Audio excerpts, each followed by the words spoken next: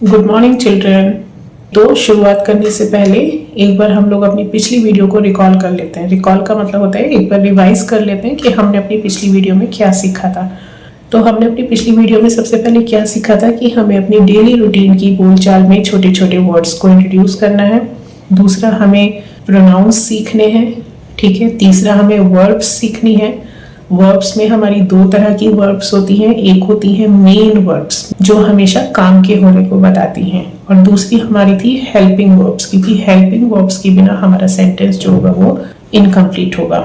मैं भी आपको छोटे छोटे सेंटेंसेस की बात बता रही हूँ, क्योंकि ग्रामर में जितनी भी चीजें होती हैं सारी ही बहुत जरूरी होती हैं एक सेंटेंस को पूरी तरह से बोलने के लिए, समझने के लिए और लिखने के लिए। उसके बाद मैंने आपको बताया था कि टेंस मतलब जो हो गया, जो हो रहा है या जो होने वाला है। आज की इस वीडियो में मैं एक और चीज इंट्रोड्यूस कर रही हूँ जिसका नाम है वोकैबुलरी। वोकैबुलरी एक बहुत इंपॉर्टेंट टॉपिक होता है जो कि हमारी किसी भी लैंग्वेज को, और खासतौर से क्योंकि हम इंग्लिश की बात कर रहे हैं तो इंग्लिश को हमारा और भी ज्यादा ब्यूटीफाई करता है। तो वोकैबुलरी का मतलब क्या होता है कि हम एक ही वर्ड के लिए जब अलग अलग वर्ड्स का इस्तेमाल करते हैं तो वो हमारी वोकैबुलरी बन जाती है।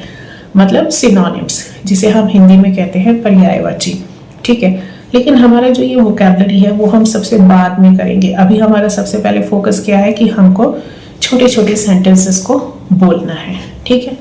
तो मैंने अपना लिंक शेयर किया था, अगर आपने देखा हो। मैंने उसमें आपको प्रोनाउंस का, वर्ब्स और हेल्पिंग वर्ब्स का। तो चलिए आज फिर हम शुरुआत करते हैं। शुरू करने से पहले आप लोगों को क्या करना है, आप लोग अपनी एक नोटबुक मेंटेन कर सकते हैं, क्योंकि मैं इस वीडियो में कोई भी को पावर पॉइंट नहीं दिखा रही हूँ या कुछ भी आपको ऐसे लिख कर नहीं सिखा रही हूँ, ठीक है। क्योंकि मेरा जो अभी मेन फोकस है वो ये है कि मैं एटलीस्ट शुरुआत कर सकूँ, आप लोग भी थोड़ा थोड़ा जल्द से जल्द जो है प्रैक्टिस में आ सकें, ठीक है। तो क्योंकि जब आप लोग प्रैक्टिस में आ जाएंगे तो उसके बाद मैं आपके लिए स्लाइड्स ला सकती हूँ, लेकिन अभी के लिए, फॉर द टाइम बीइंग, अभी के लिए या फिलहाल के लिए को हम इंग्लिश में बोलते हैं फॉर द टाइम बीइंग। आप नोटबुक ले लीजिए, आपको जो चीज़ जहाँ पर समझ आ रही है आप उसे नोट डाउन कीजिए, अपने नोट्स बना लीजिए वीडियोस के अकॉर्डिंग की चैप्टर 1, चैप्टर 2, इस तरह से करके आप अपने हिसाब से नोट्स भी बना सकते हैं आपकी कन्वीनियंस के लिए। कन्वीनियंस मतलब आपकी सहूलियत के लिए, आपकी सुविधा के लिए मैं आपको वर्ड्स रिपीट कर दूंगी और उनकी स्पेलिंग्स बता दूंगी आपको, तो आपको अपने तरीके से लिखकर अपने हिसाब से आप अपने नोट्स बना सकते हैं। तो आज की इस वीडियो में मैं सबसे पहले आपको बहुत ही सिंपल सेंटेंस बोलना सिखाती हूँ, जैसे मैं साइमा हूँ, वह राम है, वह सीता है, इस तरह से, ठीक है। तो अगर आपने प्रोनाउंस की वीडियो देख ली है तो आपने देखा होगा कि उसमें आई को क्या कहते हैं, वह को क्या कहते हैं, यह को क्या कहते हैं, ठीक है। तो जब भी हम कोई भी सिंपल सेंटेंस बनाते हैं, अभी मैं फिलहाल क्वेश्चंस वाले सेंटेंसेस की बात नहीं कर रही हूँ, नेगेटिव सेंटेंसेस की बात भी नहीं कर रही हूँ। नेगेटिव सेंटेंस का मतलब होता है जिसमें हम नॉट यूज करते हैं, NOT, नॉट मतलब नहीं। तो हमारा कोई भी जब एक सेंटेंस होता है, बेसिकली हम जब एक सेंटेंस को डिवाइड करते हैं, सेंटेंस मतलब वाक्य, तो उसके दो भाग होते हैं, एक होता है सब्जेक्ट और एक होता है प्रेडिकेट, ओके। तो यह भी ग्रामर का ही पार्ट है। तो जो हम सबसे पहले वर्ड यूज करते हैं इंग्लिश में वो होता है हमारा सब्जेक्ट, और उसके बाद जितने भी वर्ड्स हमारे उसके बाद आते हैं वो सारे के सारे प्रेडिकेट में आ जाते हैं, ठीक है।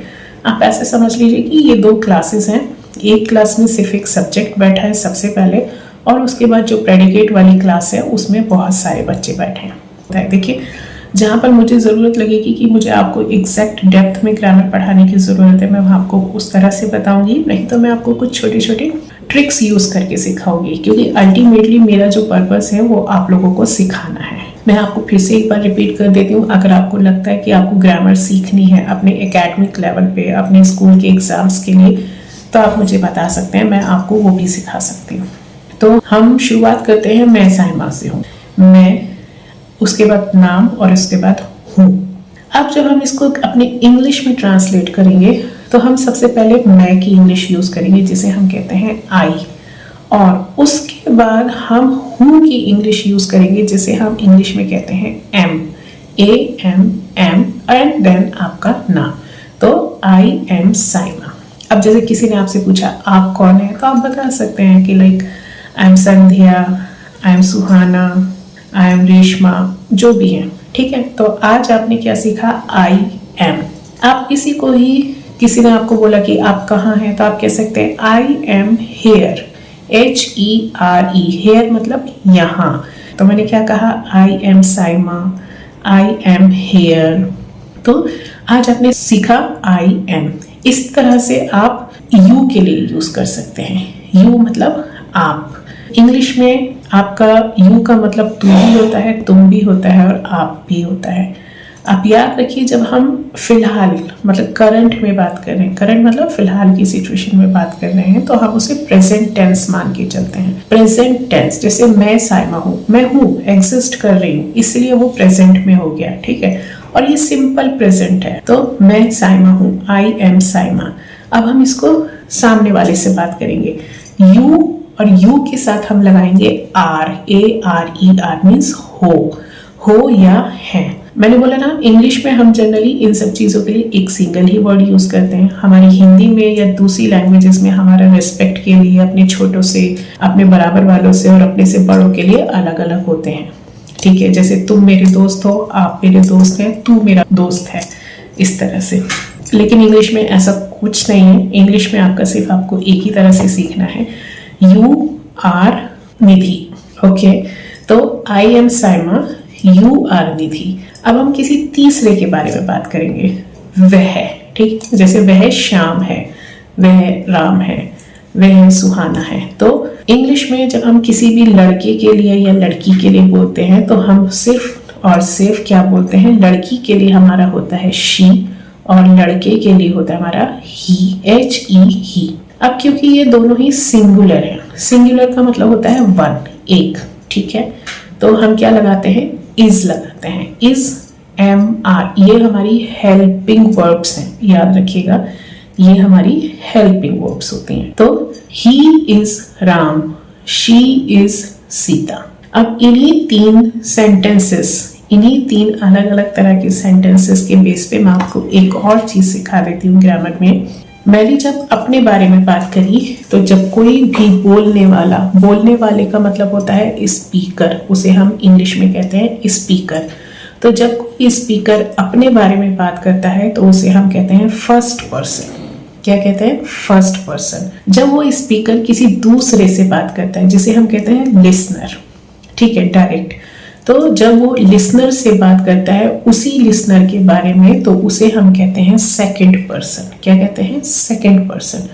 मीन्स पहला व्यक्ति, दूसरा व्यक्ति। और जब हम दो लोग किसी तीसरे के बारे में बात करते हैं, तो वो तीसरा व्यक्ति कहलाता है थर्ड पर्सन। तो ग्रामर में ये तीनों पर्सन्स समझने बहुत जरूरी हैं, first person, second person and third person. तो फर्स्ट पर्सन, मैं अपने बारे में बात कर रही हूँ, आई एम अ टीचर, मैं एक टीचर हूँ। यू आर अ स्टूडेंट, आप एक स्टूडेंट हैं। शी इज अ सिंगर, वह एक सिंगर है। सिंगर मतलब गायक या गायिका। अब अगर आप लड़की के लिए यूज करेंगे तो हिंदी में गायिका होगा, लेकिन इंग्लिश में वो आपका सिंगर ही रहेगा। लेकिन आपका जो सब्जेक्ट होगा, सब्जेक्ट मैंने क्या बताया था, जो हम सेंटेंस में सबसे पहले यूज करते हैं वो हमारा सब्जेक्ट होता है, यानी कि शी। तो उसके हिसाब से शी इज अ सिंगर। अगर आप किसी लड़के के लिए बोल रहे हैं तो he is a singer. First person के अकॉर्डिंग हम प्रेजेंट टेंस में किस तरह से हेल्पिंग वर्ब्स यूज करते हैं, तो फर्स्ट पर्सन के लिए हम प्रेजेंट टेंस में आई एम यूज कर रहे हैं। प्रेजेंट टेंस मैं दोबारा से रिपीट कर रही हूँ, प्रेजेंट टेंस का मतलब होता है जो चल रहा है। तो उसमें हम आई के साथ एम यूज करते हैं, यू के साथ हम आर यूज करते हैं, ARER, और थर्ड पर्सन के लिए हम इज यूज करते हैं। अभी हम बात करते हैं प्लूरल की थर्ड पर्सन के लिए। प्लूरल मतलब जब एक से ज्यादा लोग होते हैं, एक से ज्यादा लोग होते हैं, ठीक है। तो हम उसमें क्या लगाते हैं, दे, THEY, दे।